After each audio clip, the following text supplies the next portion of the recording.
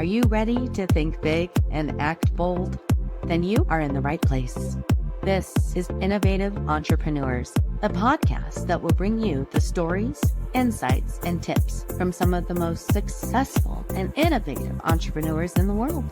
I am your host, Erica Bailey, and I am here to help you start, scale, and sustain your own entrepreneurial journey. Let's get started. Hello, and welcome back to Innovative Entrepreneurs. I am your host, Erica Bailey, and today we have an incredible guest whose journey scans professional sports, entrepreneurship, and financial empowerment. Mr. Cory Procter spent 6 seasons in the NFL with the Detroit Lions, Dallas Cowboys, Miami Dolphins.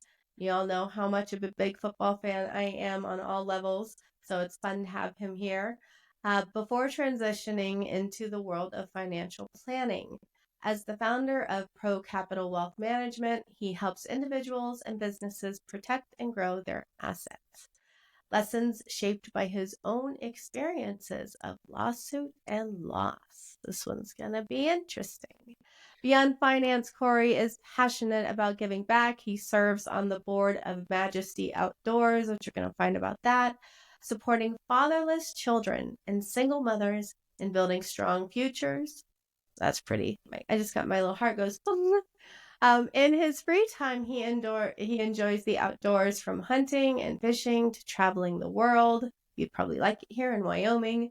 Today, we'll dive into his journey from the NFL to entrepreneurship, the challenge he has faced, and his mission to educate others on financial security.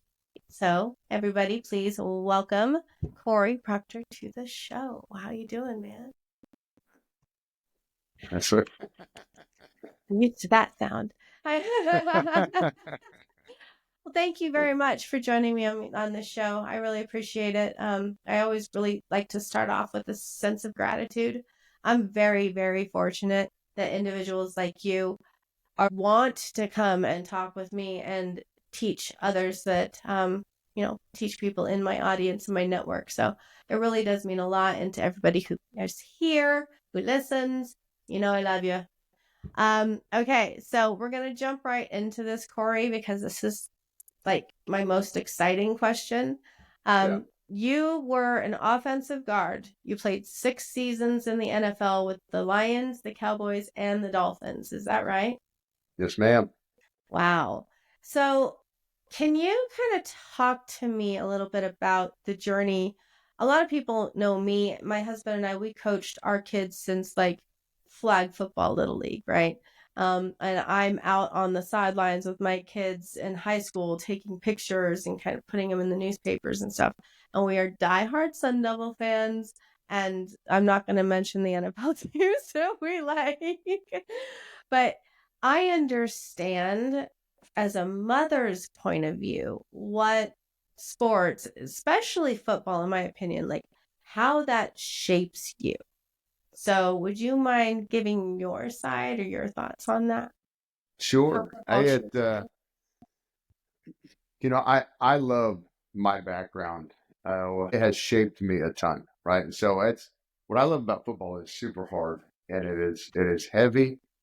And the relation that I took from it is, and I know anybody who's listening can relate to this, the older you get, the heavier life gets. And you lose friends, right? Whether you wanted to or not, people don't reciprocate. So you change seasonal friends, and but you also lose people you love.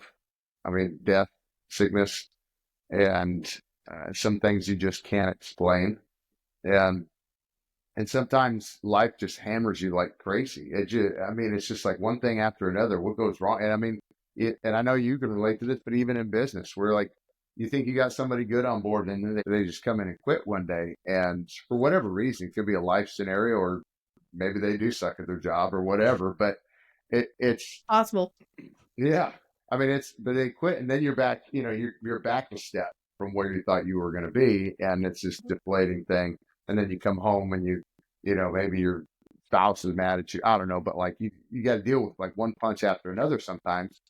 And what I love about football is that is 100% mimicked. on the field. And what the great thing about me, and not everybody's perfect, I'm not perfect at this, is, I'm used to Bill Parcells screaming at me, telling me that's not going to be enough, and having to manage the emotion of handling that, and then in a 5 to 10 second time period, and go do it. Otherwise, you tank and you get cut.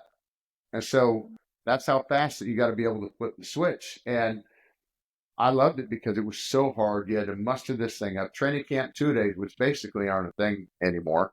We had to, it's horrible for your body, but it was amazing for your head. And because you had to muster through this thing, it's like, we made it through training camp, we can make it through anything else. If I've made it through these 2 minute offenses, I've had games, we were talking about when I was in college, Montana, we played Northern Arizona, and the elevation there is a totally different deal, right? Mm-hmm. And so I've had games that I don't even remember. And I remember stretching because we had won, and 2 days after the game, back in Missoula, Montana, and the coach comes out, he says, "Good game, Proc." And I had graded out over 90%.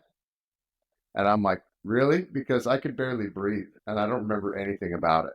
And so you have this forced conditioning where you have to keep moving no matter what your scenario is. I'm like, you're about to die, and because you can't breathe, you're like, there's no choice. I can't stop. And so what I love about that is it has made a bed for me in my life to prepare for marriage, for my business to run, to be able to take gut punches and still keep operating. And this is why I love my wife, because we're both all in for each other. I mean, anybody who's been married more than 2 seconds knows that, like, disagreements happened and it's not going to be perfect. But I love it because I remember her years ago. I don't remember what situation was, but I just remember how it felt during it. And I remember she was worried about something. She goes, "What are we going to do?" And I'm like, "We're just going to keep going." And all I could equate it to was like that 2 minute NAU where I'm like, I have no idea how I'm getting through this play, but I just go. I just line up. I can barely get in my stance, but I'm just going. Right. And sometimes that's the battle, is literally just showing up and giving everything you have right then, and not saying, "I've got nothing left." And and you die after the game for a little bit, or like you fight it out, you reconcile, then you die in bed together. And it's those types of things that I love about football that I think a lot of people are missing in life. In our faith, it talks about the harvest is plentiful, but the laborers are few.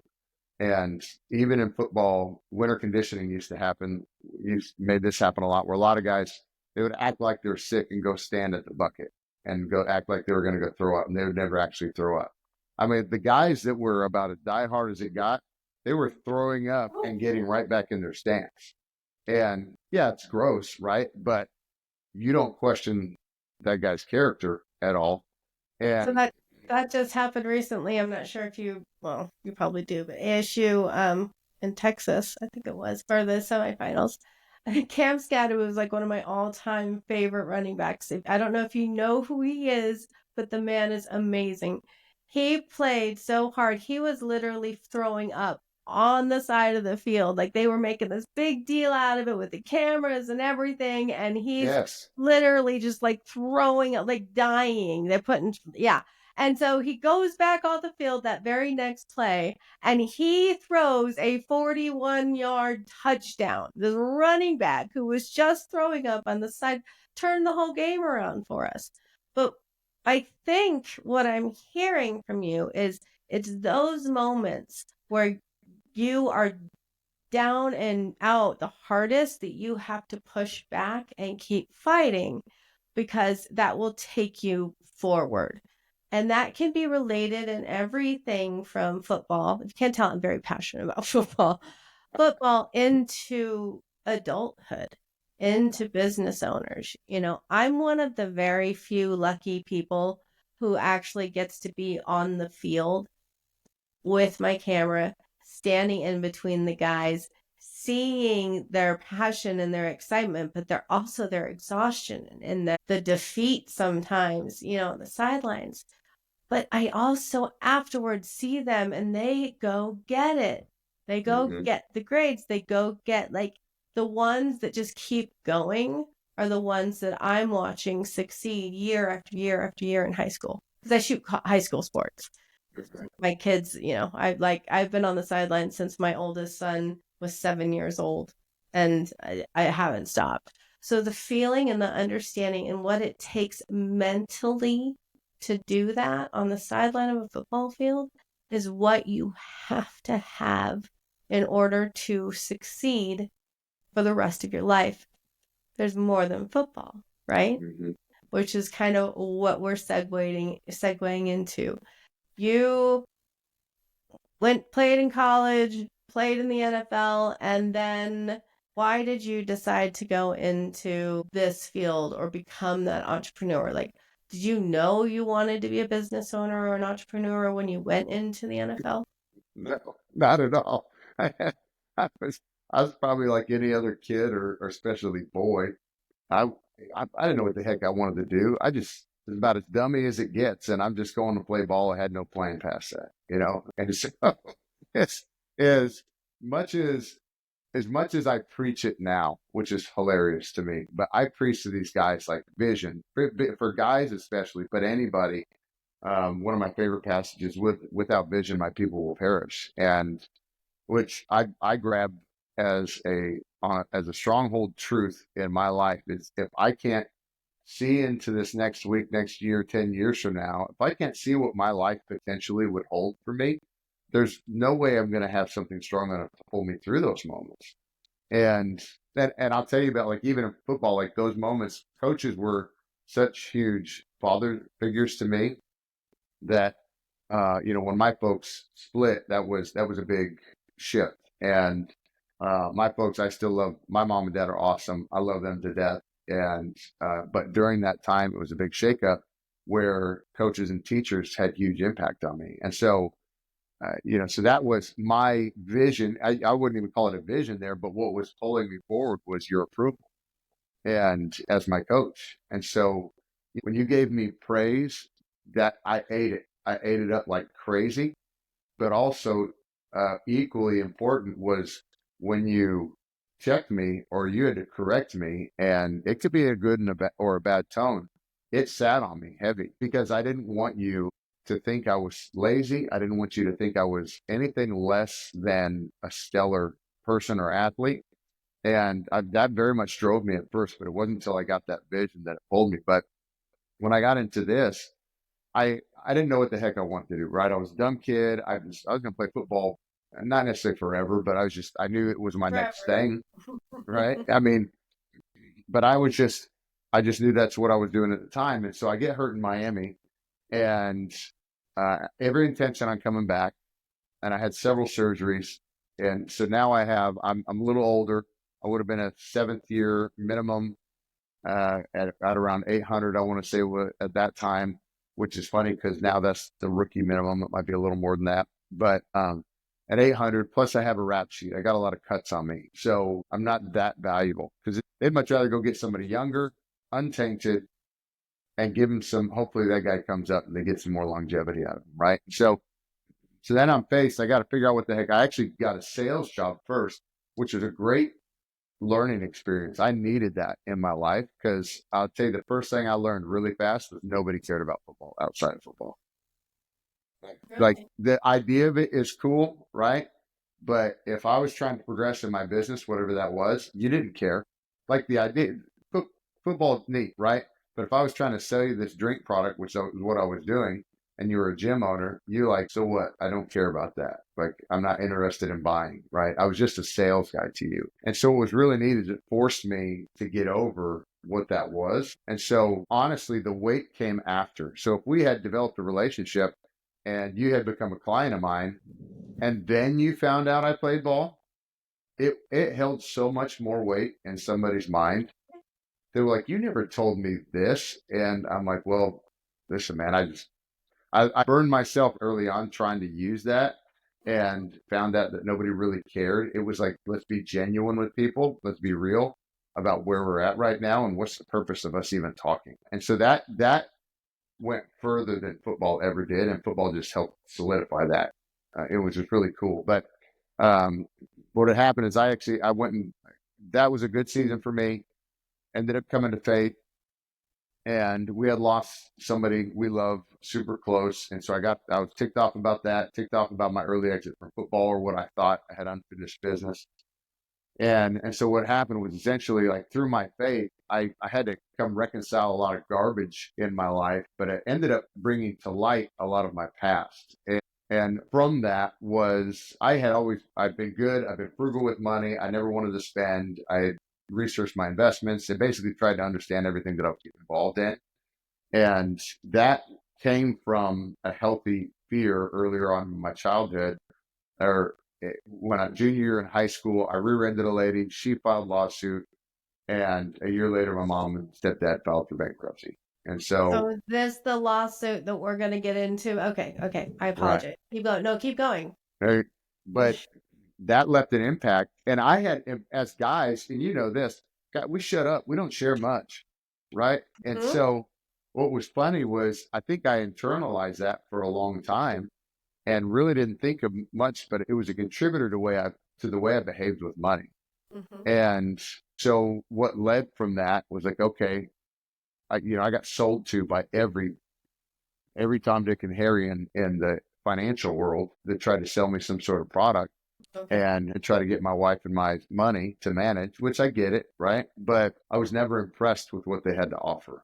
Mhm. And now I got hooked up with a gal from a guy I played with, Marco Rivera, conflict of interest. I married her daughter, but she was she made me good money, and so I liked her because she was fast, she was put together, and adding marrying her daughter added a different wrinkle to the relationship for sure.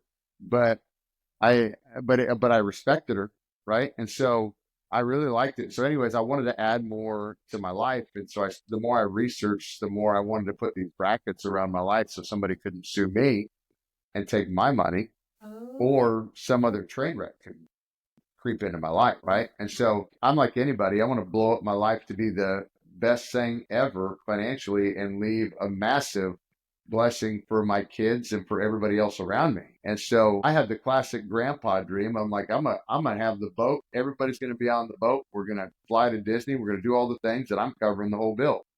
And which is a pretty cool thing to be able to do for everybody. But it doesn't mean anything if it all gets stolen. Mhm. And so that became the mantra of the business, was standing guard, building legacy, making sure that castle couldn't get stolen from underneath you. And so that was we deal with primarily entrepreneurs, Okay. and where the business is the baby. I mean, this is another, like, you got three kids, that's your fourth kid. And so if something threatens the baby because you put your heart and soul into this thing, Yeah. then we got a real problem. And so a lot of our people, their baby, they built it up to this awesome cash cow, and it's feeding the family like crazy, but they haven't managed the brackets around it, or they haven't managed the brackets in their personal life. And so now it touches everywhere. And if somebody threatens one side, it could threaten the whole thing. And so we end up coming in and putting those brackets or vaults around somebody's life so it can't get stolen. We want to grow wealth. We want those people that want to grow all day long because we're built different. Entrepreneurs are just different, a different breed. Mhm. But I don't want it to get lost. Just because you work too hard, and this is what I take in our family. My wife and my wife and I have sacrificed and worked too hard to build up the bank to what it is and the life that we have right now in order to start all over again. And and so I want to continue to grow, but I'm not interested in sacrificing back to ground zero for somebody else to benefit from that. It wasn't supposed to. So we come in looking for those issues, and we find just because our business has been very product oriented. If you're an insurance guy, you're trying to sell an insurance vehicle. If you're a broker guy, you're trying to sell a stock or bond or some holding, and so it's all product focused, where it's all commission focused, where we met very much are a fiduciary, where we have a legal responsibility Mhm. to recommend what is appropriate. for our people, and all fee based, meaning we don't make commissions unless it's an insurance product, because we'll do like some life and long term care stuff. But that's not the bulk of our business because most of our people are self insured. So it's been a really really cool thing, but it's made it easy to find problems in people's lives just because everybody is so product oriented. So it sounds like a traumatic moment in your life. It kind of inspired your whole approach on money, on protecting your family, and then on protecting others. Is that what led into Pro Capital Wealth Management? Yeah, well, it was, I mean, it was my faith, God, right? Is he unveiled this because I started getting speaking engagements and I had to ask, like, what is this? Because I had a financial guy, every one of these things try to recruit me. And, and I don't know if you're a faith person and all, but like, numbers catch my head, right? Mm-hmm. So Mm-hmm. like, and he very much deals in numbers. So if something becomes repetitive in your life, you have to take notice of something. Mm-hmm. And so this was happening over and over again, and they all wanted to recruit me. And I was fine listening to it because I was segueing out of that sales company, and I knew that wasn't forever. But I finally had to ask the question, okay, why is this a thing? And that's when the exact phrase was remember the wreck. Okay. And Say and that I one more had time. Remember? remember the wreck. Okay. And I hadn't thought about that in years. And I was like, what the heck? And all it was like, I want you to go repeat what you did for other people. All I did was manage my own stuff efficiently. And because of that, my wife and I are in a great place that we never needed the NFL again. And I made minimum 5 out of my 6 years playing. So if you could imagine, so I never got a big contract ever. And if you think about, a lot of people think that they want just, if I had $400 million dropped in my lap, I'd be made. And when it's not the case at all, money, You had to if it's make not it. meticulously managed, it just seems to go away. And I've seen it when I was in the NFL. All the hands came out like I was some bazillionaire, and even though our contracts were public record. And so what was interesting to me was I'm like, I kept it. There was a healthy fear. I didn't want to spend it because I didn't want it to go away. And then I studied up on what I was involved with. And so at first it was all public markets. It was in the stock market and I made good money. And I like seeing that. Everybody likes seeing their dollars go up. But then I also got to Mm-hmm. see it in 2008 when we had the big crash, right? And so I got to see this behavior. But over time, I made a killing in the market. And all I did was manage. I didn't blow it all. I didn't spend it all. I put money in the accounts. I kept putting money in the accounts. And I kept seeing this growth over the years. And I became a living example of what investing could do for your life. And that's why we go after the entrepreneurs, because everybody look, they're growth oriented, and they, even if they sell their company, they're like, I got to do something else. But we got to make sure that whatever this basket you built up as a bed of Mm-hmm. security can't get stolen, and it's going to provide forever. So those are the things we really start looking at. But it's been a very powerful testimony that God's given me in this thing, Mm-hmm. and it's been really really cool. So I'm looking at your website now. So it's risk management, estate planning, family services, and investing. I've got that right? Those are your like Yes. four core services. I Mhm. mean, just right there, it does show you are literally looking at protecting your lifestyle. Full circle here. So how long have you owned? I mean, from going to sales to kind of doing this for yourself to now you are the founder of this business, right? Yes. So I I was at that sales company for 4-ish years, and it was mid 2018 when that ended. I knew a transition was happening, and in December of 18 is when I filed for the LLC, the Texas Mm-hmm. Secretary of State. Got that, and we launched officially in 2019. And so I've been blown away by the people that have chosen to work with us. Like it is the wildest thing to me. And I give it examples. We have some great people. We have oil and gas entrepreneurs down in South Texas. And um, we get on a Zoom call, and our process is very long. And so we walk through a whole lot of stuff. And as we're walking through our onboarding on what it looks like to become a client, it was funny is the husband, he just throws up his hands. He's like, all right. And we're talking about 4 generations of planning. Grandma, 3 kids, the grandkids, and the great grandgirl. And and so this is really cool. But he just kind of threw it in. He's like, okay, how about this? How about you come to the ranch for 4 days? We knock out as much of this as we possibly can, and we get some deer while we're at it. And I'm like, I'm okay. Can I bring my assistant? Because I need her in my stuff. And it was just funny because we're legitimately working for 4 days straight, but we're going hunting. It's gorgeous outside. And I mean, we're in the middle of the country, and I'm like, what are you doing? What are you doing in my life right now? Like this is nuts. And I have better experiences, and I appreciate it more today than I ever would have playing football. And that it was just this the coolest thing to me is, or the most common question that I get asked is, do you miss it? Do you miss the game? And it's the easy answer is no.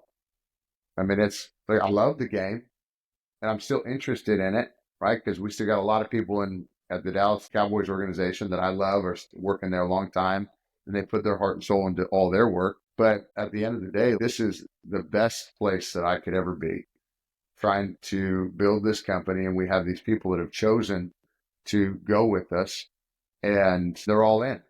And that it blows me absolutely away. And we had one client, a great awesome client. They came in and they serve they have a business that serves over 30,000 insurance agents, and they came in and they were like, we want to partner with you. I go, what do you mean? They're like, we want your firm, Pro Capital, to be the wealth management arm of our business.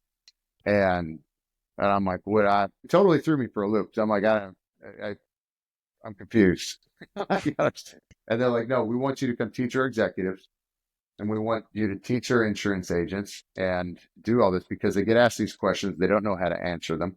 And I'm like, I'm kind of looking, and it's funny because I'm like, okay, yes, absolutely. What I feel like I'm stealing here, though, you have way more to offer than I do you for this. And it was the best compliment I could have ever gotten because they go, look, we see the way you're building here. We see what kind of partner you're going to be in the next 10 years. And I was like, oh, all right, you got me. Whatever we got to do, let's just get it done. And it was so cool because, in a world where I just had lunch before we got on this podcast, a guy, his former partner just tried to take him for everything it was worth. And how those situations, words can get thrown out like you don't like people don't even care what their word means anymore these days. It feels like sometimes.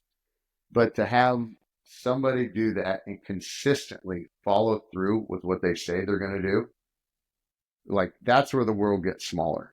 And I'm like, you hold on to those people. I'm like, those are the people I want to hang around. I want to be around. The only one I want my kids to hang around, and that's it. And so those are the type of characters because ultimately, like, I don't care where you fall on the net worth spectrum. We hang around some amazing people, but I want those characters. And because if those characters are going to build, I don't want the garbage characters because I've met a lot of greedy, jerk, rich people too, and they're gross. I don't want them.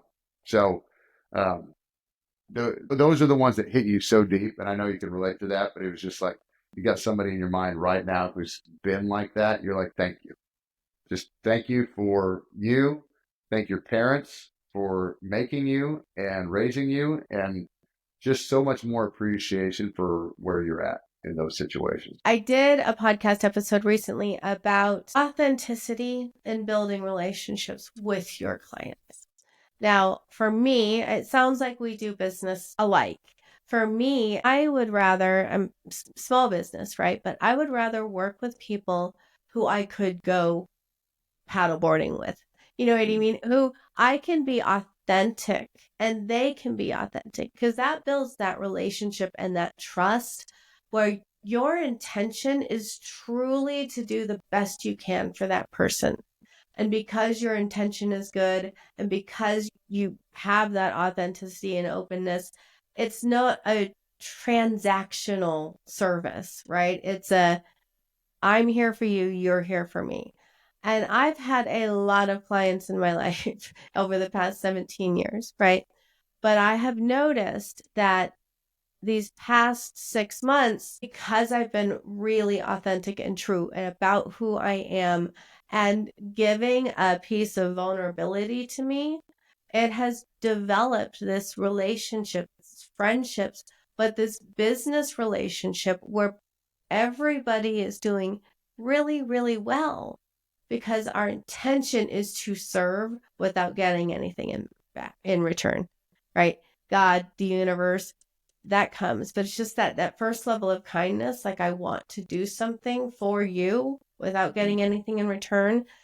Those build those relationships, and it's more of a not financial thing. I do the work, I get paid, like that's not the question there, Yeah. but it's the emotional connection that's like, okay, and now they are brand ambassadors of you, Yeah. full circle, right? And you are of them. So the business relationship, I think, grows when you can have that more authentic relationship with the person you're doing business with. That was a very long-winded way of saying that, but do you see where I was going with that? Do you understand where I was going with that? Oh, yeah. Well, that's the I gotta like you before I do business with you sort of deal, Yes. right? I mean, Thank that's you. Much faster way I to say it. yeah. Well, I mean, hey, it's true. I mean, I even think of that as we're recruiting clients or prospecting and trying to do what we do is I mean, we had this, we went down with St. Vincent and the Grenadines. I think that's what it was, but it was went down for a friend's 40th birthday. And it was actually really, really cool because she had people, she had friends from her childhood into into her work, into a private school where all kids all go. And she had this cool like segue. She was doing some storytelling as she asked people to share. And I really liked it. But it was just cool because you see all the people in their life and the relationships around them. And but one thing that I shared, she asked us to get up and share. So I'm like, well, listen, at first our kids go to school and we're talking, our kids are on the sports team together, and we're just basically figuring out whether each other's a douchebag or not. And like, are you're going to be somebody that I like to hang or want to hang around with? I'm like, we're all doing that initially. We're all nice, right? But it's like, do I want to You're hang? Because measuring each like, other up. does this spirit line up, right? Like, and so, and so we're all judging a little bit like that, and so it was just really cool. It's like, okay, once we get past that barrier, you say something funny, makes me laugh, whatever it is. I'm like, all right, you're kind of cool, and with the guard comes down slightly, and and now we can chill, and so I very much have that in my business because I got to. This is a two-way interview where I'm looking at you to see like, do I like you, right? Do I want to pursue you, or do I want to have that conversation with you? And so yeah, I mean, instead of I say this with our young advisors, I go, don't just take anybody that can fog a mirror. And I'm not talking about like we have our minimums for investable assets to work with us, but at the same time, just because somebody might be qualified and have a bunch of money doesn't mean they're qualified to work with you. And Listen it's to that, people. That is a gem. Just because they have the money to work with you doesn't mean that they are qualified to work with you. And that's going back to when I talk about boundaries. mm, We have to set boundaries on whose money we take, because that negative and right there, that's yuck, right? Like that, yeah, you have to set those boundaries. So I guess it's okay to say no, right? That's what I interrupted about, but it's exactly, it makes sense. Like it's okay to say no, right? totally. And there's a psychology in that too. There's what people don't understand is this is very much the dating game, right? It's a guy's job to go pursue the girl. And if the girl is, she's running a little bit on purpose, what does the guy want to do? I want to go get her. And it's, I want to wipe that girl up. That's the whole cat and mouse game. And so the same thing is in business where, I mean, it's like, don't act so desperate where you're going to go get every single thing. And so one of my advisors, he called me up before this. He was like, hey, man, got to talk to these guys, and they asked what our minimum was. And I got to tell them it was $1 million. And they came away really impressed. And I was like, yeah, because that means we have some standards. That's all that means. And not like the number is it, but we had a guy call in, cold call the office this last week, and Mackenzie came and she goes, I need you to call this guy back. I go, what's the deal? She goes, well, he was a jerk. And I'm not sure if this is a guy talking to a lady thing and he just needs to talk to another guy, or if he's actually that. And I need you to feel him out. Well, he was 100% all jerk. And this 77-year-old dude that was immediately cussing on the phone, acting like he was better. I got to figure out if I know more than you or not. And I'm like, okay. And I'm like, well, did you study up? Did you research our firm before you cold called? And he goes, no. I go, well, that's a pretty good indicator right there. And so I like, but the guy was a jerk. I'm like, listen, man. And he claimed to have 10 million bucks. And I'm like, you got a better shot somewhere else. And because, and I'll tell you, the only reason I was able to do that is I put my hand on that stove before. And where you were so excited, whether you needed the money or not, you were so excited to get that client on board, right? That you were willing to take a horrible client that was going to give you every bit of stress in your life, that was probably might be a good experience to go through initially. But I'll tell you, take it from experience and take it from wisdom. Don't do it. Because those are the people that want to sue you. Those are the people that want to write bad reviews on you. Those are the people that want to go way more extreme than it ever deserves to go, right? And give a way inappropriate response that is unwarranted. And so there's no reason for you to lower your own standard. If you wouldn't have them as a friend, why would you want them as a client? And it's, Yes. I don't Especially want in it, industries like ours, right? Like, right. especially in industries like ours. I mean, But it's we don't also have to for be bigger friends, but businesses that you don't want partners like that, or you don't want sponsors like that. It's, you know what I mean? Like, it's on every level, depending on what type of business you're in. I think we are fortunate enough that we can be a little more picky about who yeah. we want in our circle, right? Because it is our circle. And if you're I, not chasing the money, the right people will come and fill that void. well, and so if you're not getting the revenue, you're not executing the right behaviors is your problem. And so a lot of people, they're like, I got to find the money. I got to find the money. But you're focused on the scoreboard. The scoreboard doesn't put points on the scoreboard. It doesn't do that, right? I got to score baskets. I got to score touchdowns. I got to score goals. That's what put points on the scoreboard. So I got this early on in my business from a couple friends. It was, now we call them RPBs, revenue producing behaviors, is focus on the behavior that produces revenue. Don't focus on everything else. Now you still have to get your job done, right? There's some necessary evils, like in our business, paperwork for days and compliance for days. It's horrible. But, um, come on. But, what you just don't want to sacrifice. And so that's why I say you don't have to be friends with everybody, but if you wouldn't have them as a friend, don't bring them on. And to the other side of that, a huge thing that helped me in my business was setting my processes on black and white, setting my scripts and practicing and rehearsing in black and white. And if you don't rehearse, you don't script, people think scripting is inauthentic. And I go, and I tell you, I went to a funeral this last year from a close friend in Montana, and it was some friends, their dad, and he went to AA in California, and he has two friends from AA that came to this funeral. And one of the guys from AA, he goes, I'm not. We're all talking about it in the group for anybody who was speaking at the funeral. And the son, he's like, well, the mom was asking him, what do you have prepared? And he was like, well, I figured I'd just, I'd kind of wing it a little bit. I go, don't you dare wing that. Don't you dare wing your dad's funeral like that. And his buddy from AA, he goes, man, he didn't like it. And this is what a lot of people get. And they mask it. They're speaking from the heart. Okay.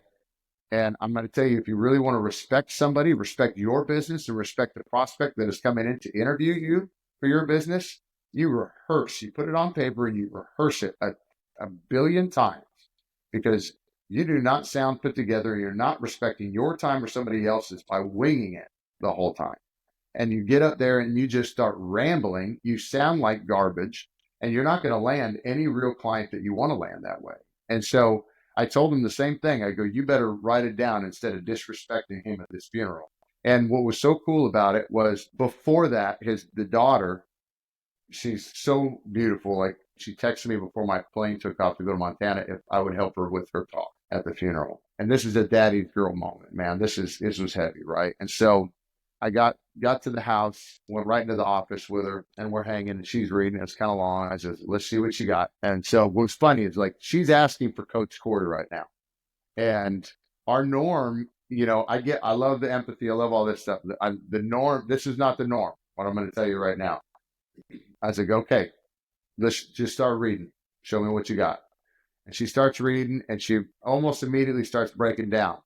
And I said, take a breath. Like, startled her, right? I kind of yelled at her. She's good. I'm like, breathe right now.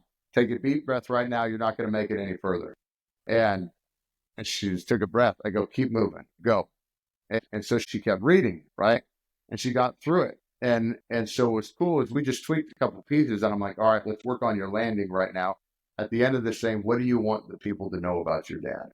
And she gave this great landing of the airplane of, he became out of this alcoholic lived life that he had. At the last, like, 2 or 3 months of his life, he became a dad that she was proud to know and tell the world about. And I was like, oh my gosh, if that isn't anything, is a win for a father, for your kids to tell the world how proud they are of you, that's winning, right? And so it was really cool. But, like, the family actually, like, got startled by me at one point, because she was having a tough time keeping it together, and they kept coddling her. Two people kept coddling her, and they were like, are you sure you're going to be able to do this? Like, do you want somebody else to help you out? And I told them, I go, stop talking, but you guys better knock it off. And I just, like, basically swatted them off of her. And I was like, don't you dare coddle her like this right now. And I told her the same thing. This is your dad's funeral that you are speaking at. You are talking about your dad. Nobody else is going to talk about your dad for you. And I'm passionate about this because she had it scripted. She was prepared, and it ended up being a super impactful moment for everybody that prepared to talk. And I relate this back to the business, because if you want to have impact with anybody else around you, you have to prepare for it. You have to practice it. You have to rehearse it. That means you got to write it down and write a script, and you have to sound good doing it, because that's what's going to ultimately land somebody to impress you, or to be impressed by you, and that's going to want to work with you. Because if I might like you, but if I come in and you are completely disorganized and non-rehearsed and you're stumbling out your butt, then I'm going to be like, I don't want that. And Especially that for anybody put behavior, together. that characteristic, can go now back to football, because you had to practice and practice and practice. And if you wanted to earn the respect of the teammates that you have to practice, and just until you get it right. So it's like, you Right. have taken, going back full circle here, you have taken so many of these lessons from sports, from football, from the way you grew up, and actually turned it into a positive, like, I've learned from you in this moment. So I just love how you can take a journey that some people may not realize that sports can have such an amazing impact on how you mold the rest of your life. You know what I'm saying? So I love that you've taken this work hard, don't give up, keep pushing forward, practice, practice, practice, so you get it right. So you can walk away feeling proud with your head held high, knowing you gave it your everything. And I guarantee you that that's got to inspire people. So be proud of yourself, because truly, I would want to work for you. I would want to be in your circle because you have these characteristics that I think more entrepreneurs and business owners need if they want to succeed. Too many of us fail such an early part in our career, right? It's because they don't have that extra to get it done. And it seems like you take all of that combined and really put it into your clients, your customers, your tribe almost. And I find that very inspirational. And I think that if you're out there listening on my show, you need to definitely reach out if you are looking into the services that this man provides, because that's character building right there. I'm just, Cory, I think you're phenomenal. I Let's talk real appreciate it. quick about Majesty Outdoors. Tell me about that. Uh, sure. Majesty it's a nonprofit, so we serve fatherless kids and single moms. And at first it was fatherless kids. We have a fatherless epidemic in our world. And so I believe I have a big calling on my life to reach men, call out men, lift up men. And because I think we have a weakness in men problem in our world. And there's a lot to it. I mean, uh, for anybody who listens, there sees my stuff, they can see I'm pretty conservative. But there was a study that was done at a nonprofit here in town that serves this abortion clinic. And I'm not for that. But you have a lot of young ladies in scary situations that don't know how to handle it. And what they found out is they were trying to help these girls who got pregnant early. And they did these questionnaires. One of the questions was, if the father was involved, would you reconsider this choice? And overwhelmingly, it was yes. Overwhelming. And so in these critical moments, we have divorce rates, we have fatherless kids, we have guys in jail, right? We have all kinds of issues. And not to say everybody's going to be perfect, but if we fix the man in the household, we're going to fix a lot of problems. So we have a huge calling in our faith to reach widows and orphans, right? The kids that don't have a father figure, what we do is we actually have chapters, mostly in South Texas, trying to bring one here to Dallas. But we have chapters where we're trying to give these kids father experiences. So we take them hunting and fishing, and we shoot bows, and we want to share them our faith and our testimonies. But it's on purpose. It's to be an intentional moment with you. And if you're a 12 or 13-year-old girl who is with her mom or in a bad situation, I want to be able to speak life over you, right? I'm like, God made you on purpose, for a purpose, and very specific in feminine ways, because there are ways that women are built that men cannot do, and ways that men are built that women cannot do. And so it's meant to be complementary. And so if you embrace what God has for you in that, you are going to flourish and be a critical piece. And I say this on the business side too, because I got ladies that they're making $4 million a year in income, and I'm like, they are the most, I'm the cusp, right? They're the most badass people ever, and I'm like, that's so cool to me, because that's somebody I want my daughter hanging out with or seeing, you know, and they have faith as a huge piece of the life, but we want to speak over them. We don't want those girls to see that. We want the boys to see that. And we want to help pour into them so much where we can give them school, we can teach them good things, we can give them those good experiences where they experience, like, hopefully what a coach was to me in a powerful father figure to speak over you, right? When you're doing something dumb, to be like, you're not that. That's not you. Like, you have something else in your life that you're supposed to be, okay? Not this, whatever bad situation or bad choice that might be. You have something else that, because you're going through that, you're going to be made different for something else in life that's going to be powerful. And so if we can speak to that, we're going to do that. And then what happened was we started seeing these kids go back to a bad home life, and they were going right back into these situations, which led to our single moms portion called the Estrellas, where we actually built a physical. 2 years ago, we bought a physical building in South Texas, and we're still renovating, but we have a school there now to teach the moms and teach the kids. And so it's something that is big to me because I grew up with a dad, but I also know the power of another father figure in your life or another parent figure in your life that can impact you like crazy. And Mhm. I want that for these kids. I want them to see those things. I want them to see not growing up in disdain of somebody else having more than them potentially and then going down a bad path. I want them to see that and talk to the person and see how real they are and realize that like that's something that they could easily do. And and so I love those, but I'm part of the board. We'll actually have our gala on the first. So, if any of you guys want to go check them out, Majesty Outdoors, just Google them. And these are originally founded up by Bill and Susan Blodgett, South Texas, and they are amazing people with huge hearts.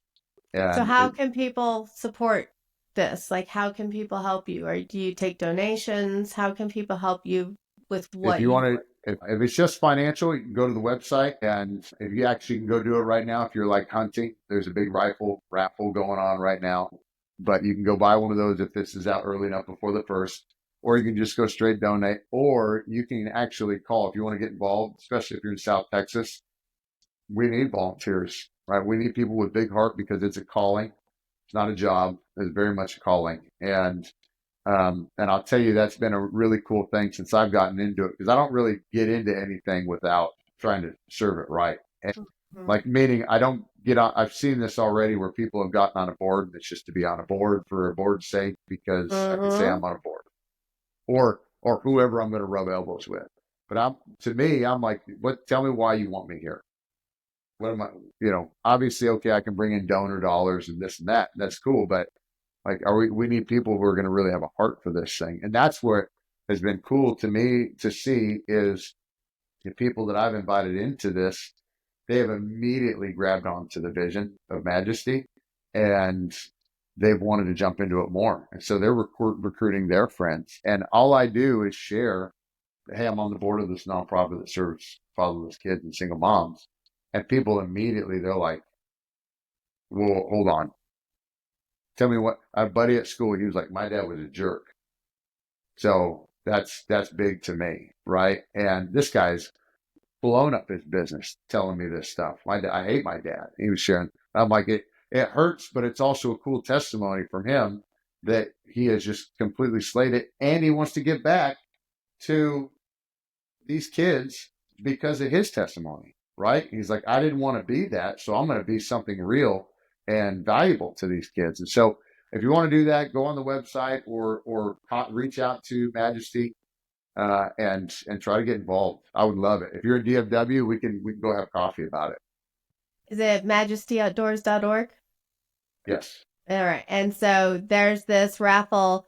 I'm not sure if this will be out before the first, but we're going to talk about it anyway so that I'll just pull a short clip out of it and I know we'll get this out on the internet. So talk to me about this. I'm on the page right now. So talk to me about what this raffle is.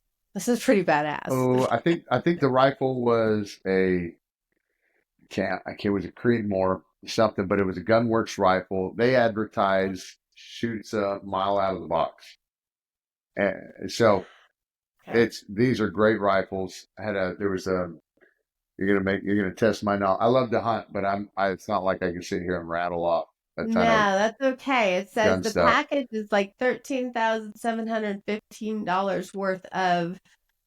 Wow, I don't know what any of these words mean, but it's this rifle and it looks like a scope and it's like, yeah, and this is pretty sexy. And I know I have a lot of followers and listeners who are country boys. So I will make sure to get this out like right away, but this is pretty cool. Winning ticket will be drawn on March 1st. Only $100 a ticket for this raffle and only 300 tickets are being sold. So I'm sure that that those numbers are closing up fast here for you guys. Oh yeah, I got buddies that I'll throw it on a text string, and the guys will give me 10, and I'm like, because they want well they like the purpose, but they also want the rifle because 2 years ago, one of the guys at my table won it. So so I got a little bit of luck on my side to that, There but you go. There you it's really go. cool. Well, I'm going to make sure I get this out here and share with all my peeps because I think this is fantastic. I love what you're doing all around. You're just, again, it goes back to your character. I think you have a lot to offer this world. So, one final questions that I pretty much ask everybody who comes on the show because it is called Innovative Entrepreneurs. Is there an entrepreneur or a thought leader who has had a major influence on you and your journey? And what lessons have you taken from them? So Erin Botsford is a person in my business who she sold her firm 2017, I think is what it was. And it was called Botsford Financial. But she's out of Frisco up here, sold her firm, and then she started up a new business to coach advisors in the financial area. She uses that to grow, but also that specific vehicle serves her kids to feed more kids in Africa. Mm-hmm. So that's her nonprofit. She serves there, and so it's really cool. But she came in, and she's the one that beat me to death about my processes and scripts. And so this was a powerful lesson that she gave me one time. It's the first time we're talking over Zoom. I got introduced to her, and so when I first got into the business, I I got approached about buying another book of business really fast and went and talked to the guy. He was like mid 70s, been in the business 40 years, something like that, still sharp as a tack. And I think he was just kicking tires. Anyways, I went back to the wholesaler that introduced us. I just said, hey, man, if you got anybody else like that, I would love to take them to lunch because I get a piece of gold out of those conversations. And all I do is like, I get your story and I get a piece from that and I go apply it to my own life or my business. And so he goes, you need to talk to Erin. So I talked with Erin, and she had not long ago had launched her program, which I bought for $2,500, by the way, and I've made a killing off of that ever since. And so um, she's raised her prices, thank goodness, but $2,500 was nothing for this thing. And I talked to her the first time, and I'll never forget. She goes, "Well, tell me about your business. You're doing well, I guess." And I'm like, "Yeah, no, I'm doing really good. It's going awesome." She goes, "Well, tell me about your business." And okay, I just give this really bad explanation of what I do. And she goes, "Okay, well, what does it look like to come on as a client with you?" And I'm like, "Well, what do you mean?" She goes, "Well, I'm a prospect. I got 10 million bucks. What does it look for me to come on board as a client for you, with you?" And I gave this awful explanation. Just this, well, I'm like, "Well, we look at where your money is, and I put a plan together, and hopefully you put that plan with me, and blah blah blah." And she was like, "That's it? Like that's all? That's your process? That's all you have?" And I'm like, and I didn't know how to respond, right? And I guess, well, I guess not. And and she goes, "You said you've been doing good, right?" And I said, "Yeah." And she goes, "Well, what do you attribute that to?" And I said, "Well, people trust me." She goes, "Oh, that'll end." And and it was the weirdest thing. So I was like, what are you talking about? Like as if you just challenged my character, right? I'm like, "What are you talking about that?" And she was like, "Cory, look, listen, I trust you with my grandchildren. I trust you in this conversation. I trust you to hang with my grandchildren, to be around my family. I may even trust you with $500,000. I do not trust you with 10." And And I was like, I still don't understand. And so she used the McDonald's analogy. She was like, "Cory, can you make a better burger than McDonald's?" And I go, "Well, yeah, of course I can." "Well, how come you don't have $1 billion company then?" I'm like, "Oh, gracious." When you say it Oh my like that. gosh, I just got goosebumps. And yeah. And I was like, "Well, when you see it like you say it like that, okay." And she goes, "Well, Cory, listen, 1 out of 10, they're a five. Okay, McDonald's is a five on its burger." She goes, "But people don't come to McDonald's because of their burger.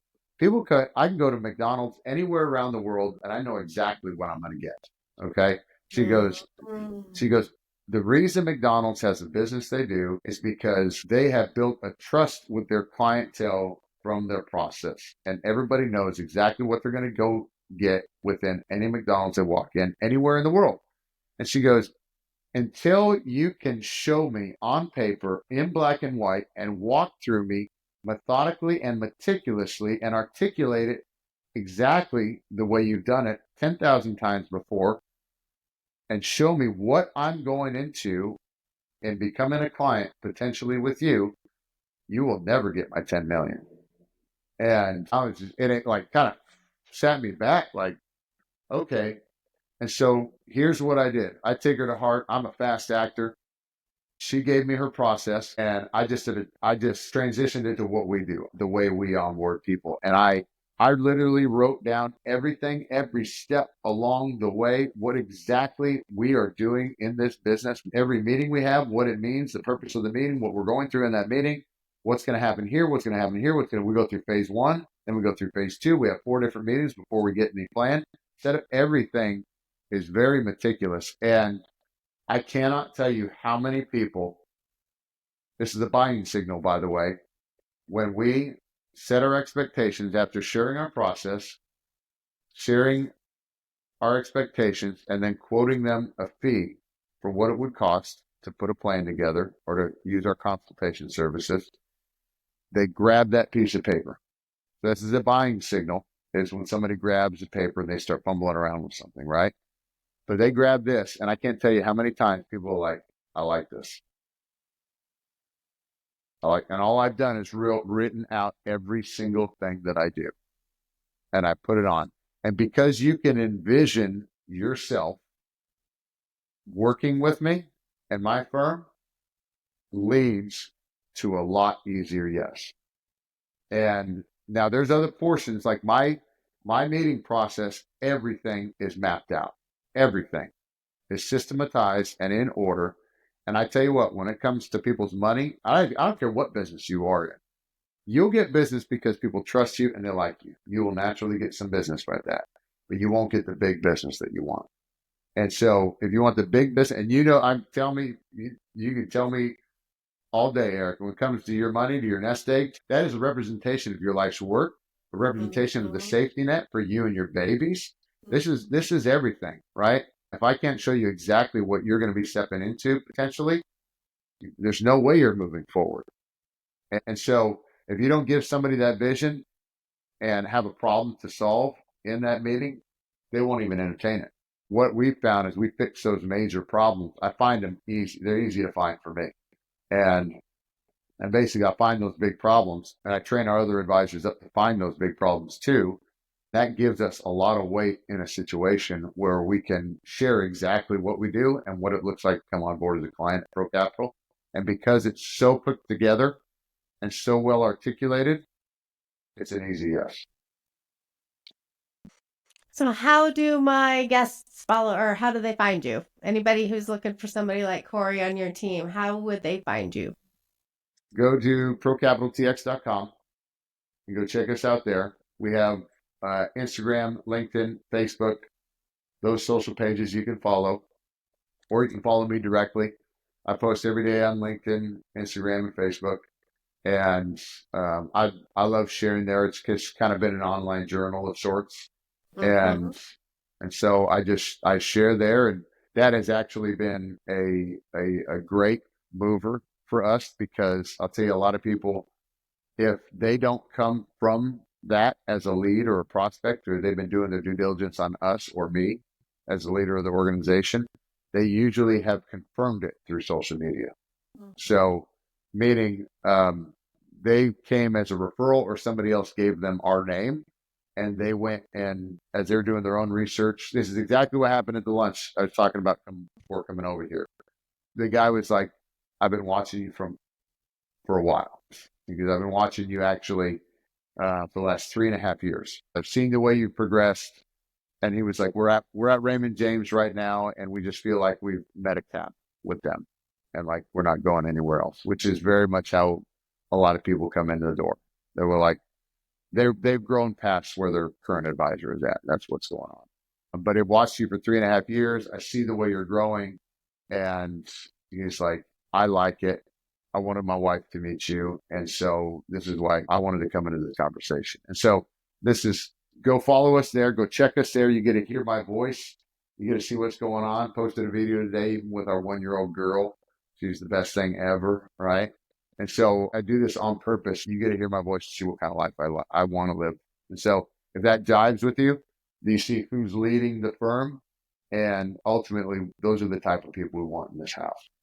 Authenticity. I love it. Thank you so much, Cory, for joining me. I appreciate it. My cheeks hurt from smiling so much. You just gave a plethora of wonderful knowledge. So I'll make sure all of your information are in the show notes.